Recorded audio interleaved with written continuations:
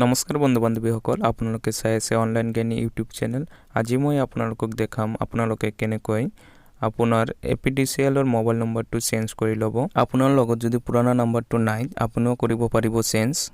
আপোনালোকে যদি এতিয়ালৈকে চেনেলটো ছাবস্ক্ৰাইব কৰা নাই, তেনেহ'লে চেনেলটো ছাবস্ক্ৰাইব কৰি ল'ব। প্ৰথমত আপুনি আপোনাৰ মোবাইলৰ এটা ব্ৰাউজাৰ ওপেন কৰি ল'ব। তাৰপিছত তাত টাইপ কৰিব apdcl.org। এইটো ৱেবছাইটত আপুনি আহি পৰিব। নহ'লে আপোনালোকে এটা কাম কৰিব, এইটো ভিডিঅ'ৰ ডিছক্ৰিপশ্যনত এটা লিংক দিয়া থাকিব। আপুনি সেই লিংকত ক্লিক কৰিলে এইটো ৱেবছাইটত আহি পৰিব। আপুনি কিন্তু বিল দিয়াৰ আগতে এই কামটো কৰি ল'ব লাগিব। প্ৰথমত আপোনালোকে এটা কাম কৰি ল'ব। ইয়াতে দেখিব পাৰি আছে আপুনি পে ইলেক্ট্ৰিক বিল, ইয়াতে ক্লিক কৰিব। তাৰপিছত আপোনালোকৰ সন্মুখত এনেকুৱাকৈ এটা পেজ আহিব। কনজিউমাৰ নম্বৰটো মাৰিব দিব ইয়াতে। আপুনি ইয়াতে কনজিউমাৰ নম্বৰটো লিখি দিব। লিখাৰ পিছত মই লিখি আছোঁ। লিখাৰ পিছত আপোনালোকে ইয়াতে ক্লিক কৰিব। তাৰপিছত এনেকুৱাকৈ আপোনাৰ ডিটেইলছটো আহি যাব। ইয়াৰ পৰা আপোনালোকে এটা কাম কৰিব, ইয়াতে বিল নম্বৰটো আৰু বিল ডেটটো ইয়াৰ পৰা কপি কৰি বা লিখি ল'ব। বেলেগ এটা কাগজত লিখি ল'ব। মই লিখি আছোঁ। লিখাৰ পিছত আপোনালোকে আকৌ বেক কৰি হোম পেজত ঘূৰি যাব। আপোনালোকে এইটো পেজত আহিব। অহাৰ পিছত ইয়াতে এটা অপশ্যন দেখিব পাৰিব, লগইন বুলি লিখা আছে। এই লগইনত ক্লিক কৰিব। ইয়াতে যেটো লগইন অপশ্যন আছে, ইয়াতে ক্লিক কৰাৰ পিছত এনেকুৱাকৈ এটা উইন্ডো খুলিব।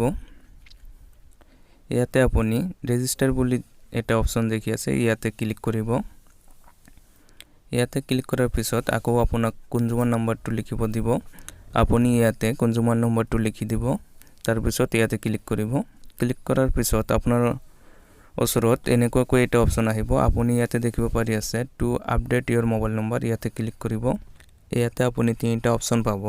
যেটো বিল নম্বৰ লিখি ৰাখিছে, সেই বিল নম্বৰটো আৰু ডেটটো ইয়াতে লিখি দিব। লিখাৰ পিছত আপুনি ইয়াতে আপোনাৰ নতুন মোবাইল নম্বৰটো লিখি দিব। মই লিখি দিছোঁ। তাৰপিছত আপুনি সেন্ড OTPত ক্লিক কৰিব। ইয়াতে অলপ লোডিং হ'ব। মোৰ নেটটো স্লো হৈ আছে, সেইকাৰণে বেছিকৈ লোডিং হৈ আছে। আপুনি ইয়াতে দেখিব পাৰি আছে OTP সেন্ড সাকসেসফুলি লিখা আহিছে।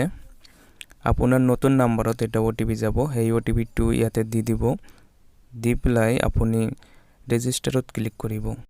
আপোনাৰ নতুন নম্বৰটো ৰেজিষ্টাৰ হৈ যাব। মোৰ আগতে ৰেজিষ্টাৰ কৰা আছে, সেইকাৰণে আকৌ চেঞ্জ কৰা নাই। আপুনি ইয়াতে ৰেজিষ্টাৰত ক্লিক কৰিলে আপোনাৰ ৰেজিষ্টাৰ হৈ যাব। আপুনি এই ৰেজিষ্টাৰত ক্লিক কৰিব। তাৰপিছত আপোনাৰ যিমান বিলৰ আপডেট আছে, সেইবিলাক নতুন নম্বৰত আহিব SMS যোগে। আপুনি যদি এতিয়ালৈকে চেনেলটো ছাবস্ক্ৰাইব কৰা নাই, তেনেহ'লে চেনেলটো ছাবস্ক্ৰাইব কৰি দিব।